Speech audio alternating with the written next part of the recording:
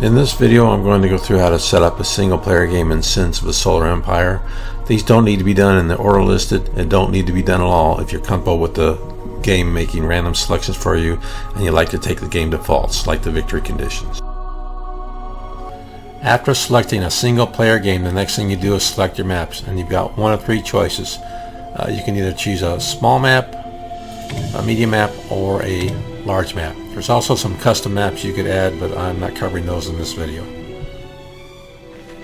After choosing the map, you can go into the game options, and this is where you get a lot of game replayability. If you have all the DLC downloaded, you'll have 15 options available.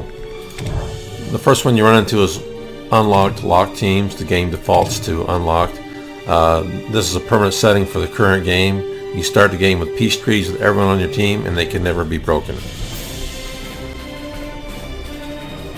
The next option is fleet sizes. They can be normal, they can be large, or they can be small, and this simply determines how many ships a player can have during the game.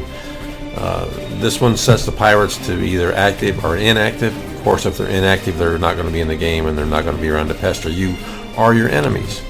Rampant militias. These are militias that are local independent forces that defend their gravity well. They'll also launch attacks on neighboring systems. When they're active, they'll also be active at planets you control, and although you have no direct control over them, they will still come to your assistance when needed. And selecting this, turning it to no rampant militia, just takes them out of the game. Minor factions or no minor factions. These are independent forces with unique abilities.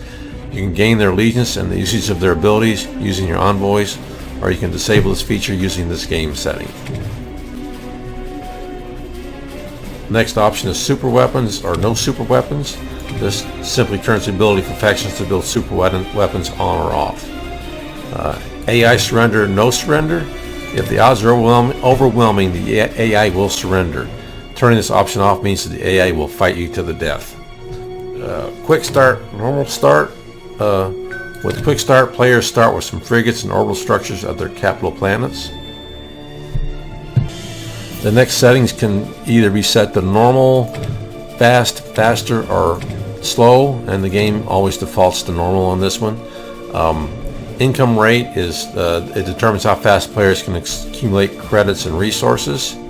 For the build speed, that's simply how fast everyone can build ships and orbital structures. Ship speeds, that's how fast ships can travel in normal space. Research, that controls how fast research is finished in the game. Culture speed sets the culture expansion rate and also influences how quickly a planet will succumb to a foreign culture. Victory speed, that's simply sets the length of time it takes for a player to achieve a victory. And random events on, off, it just turns off those usually catastrophic events that occur from time to time during the game. And once you're done with all this, you can click accept. After you're done choosing the game options, you can check out the victory options, which also improves game replayability. These can either be on or off, with the default setting being off. Diplomatic victory is where you win the game by being a nice empire rather than crushing everyone in sight. Flagship victory is where you kill all enemy flagships and win the game. Just be careful not to let someone destroy yours or it's game over for you. Capital victory turns off the ability to relocate the capital world. Once it's lost, game over. Research victory is by researching an extremely expensive and time-consuming research level. You win the game if you're the first to finish it. Occupation victory is where you find a well-guarded planet located somewhere in the galaxy and conquer it. If you manage to do that and hold it for a preset amount of time, you win the game. An allied victory is one where if you or anyone you're allied with wins the game, you and the other players win as well. When you're done making your choices, just click the accept button. After all that, just click the play button, and then you get this screen. It tells you what map you've chosen. You can select the faction theme right here. Click that, and you can change colors, change the insignia. I personally like red, so I'm going to choose red. And then, I don't know, I like that insignia, I'll choose that, and click accept. And you'll notice this emblem was red before, now it's switched to blue. The game won't let you duplicate colors anywhere. You can select your faction by clicking on this random button.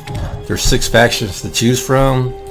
I won't name them off. Or if you change your mind, clicking the random button will take you back to that screen, and you just let the computer assign it for you.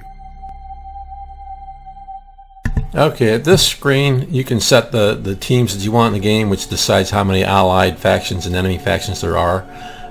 If you want a free-for-all, which is every person for themselves, then you can set each player to be its own team. This normally defaults to 2 teams. If it's an 8-player game, it'll be 4 on each team. If I want to, like I said, I want a free-for-all, I can just set these to different teams. And now when I finish this last one, I've got the game set up for a free-for-all.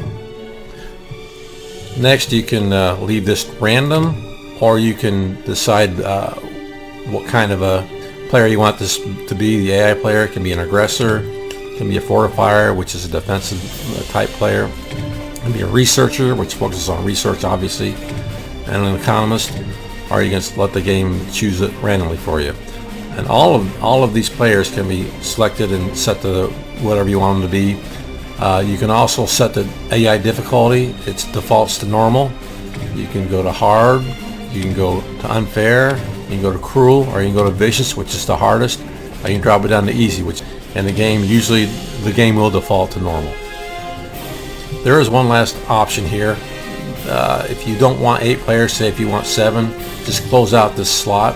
This locked icon shows you that it's locked out, and you will have only 7 players in this game. When you're all done with that, click start, and it drops you right into the game.